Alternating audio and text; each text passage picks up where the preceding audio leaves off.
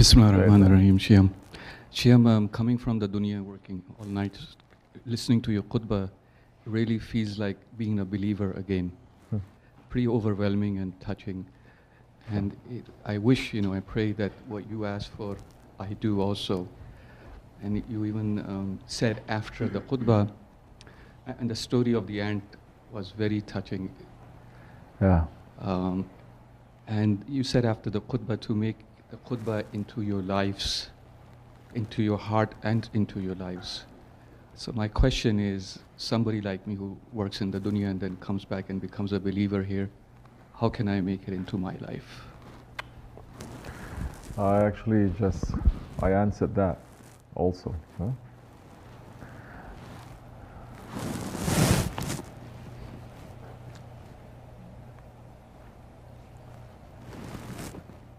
There is that fire of Ibrahim.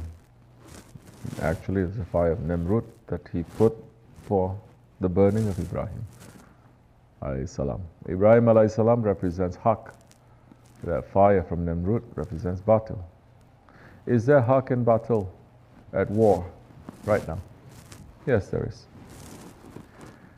You are a man with intelligence and maturity and wisdom, so you know that there's so many levels of haq and batil that is happening, and where you can engage yourself, where you cannot. Where you can engage with your hands, or with your tongue, or with your heart, and where you cannot. Yes? There is great injustice that is being done in the world. Instead of just doing that, or turning your head, or running with the headlines and agreeing with everything, you're starting to think, starting to understand things that comes in front of you. You don't just push it aside, and you understand what is the haq in this and where is the batil in this, and where is our faith in this. That is using it. So all that things that are external, put it aside first, because not much that we can do.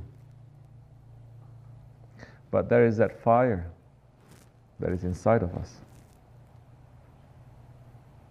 There is that fire of Nimrud that is inside of us, that is waiting to burn the light of Hazrat Ibrahim alayhi salam, the haq.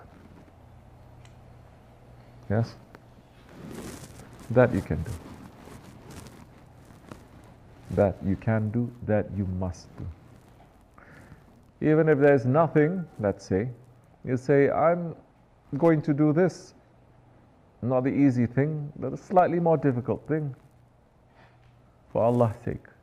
That time, you're putting out the fire of Nimrud a little bit more. In your heart. Do the more difficult thing. There's nothing to do. Do the more difficult thing. Do the thing that your ego doesn't like. Okay?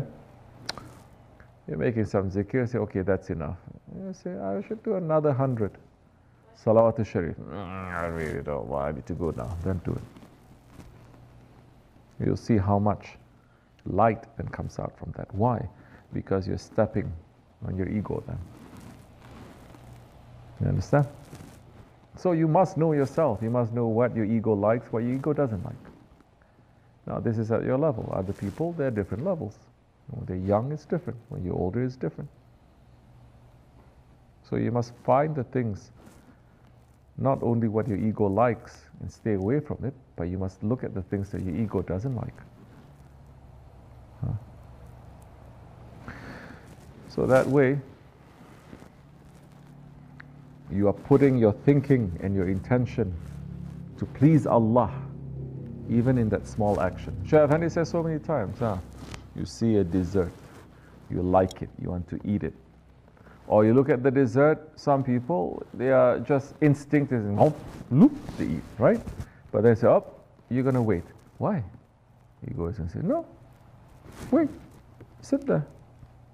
You're controlling it. You're pulling the collar. To yourself. Don't try to do that to other people. We're not Wahhabis. You understand? Do it to yourself. You don't need to say it to anything, to anyone. Your Lord is watching you. Something like that. Oh, wait. Or everything is nice and easy and then something happens. Why this happened? Spoiled my mood. Say Alhamdulillah. That is zakat. Allah gives me so much and little bits. Well, no, that's zakat. Alhamdulillah. Ego doesn't argue. It was perfect before. Now why this is it? No, it's good. Alhamdulillah. Take it higher, inshallah. You understand?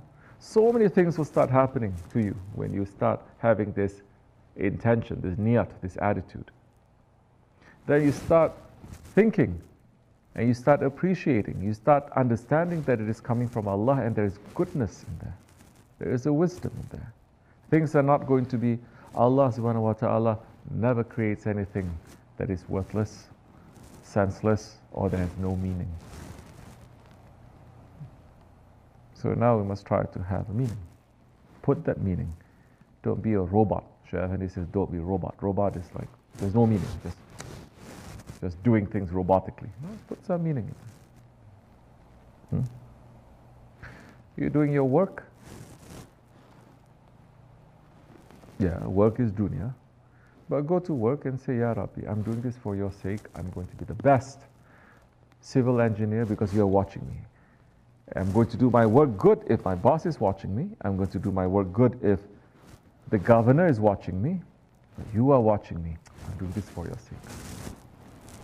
I'm going to be the best one. Then that time everything, you start connecting it. Understand? This is another trick of shaitan too, to say, this is religion, this is not religion. This is spiritual, this is not spiritual. It's nothing to do with spirituality. You have to put it in.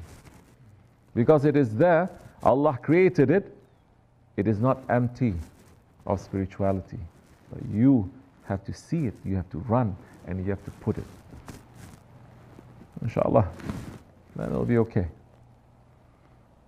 Okay? Inshallah. Slowly. You see, that's why you look at Islamic civilization, whatever they do, they're putting the pleasure of Allah in it. So even our enemies who hate us, they will like our culture. They run to take it, to steal it, to imitate it. Because there is no greater pleasure than for the pleasure of Allah.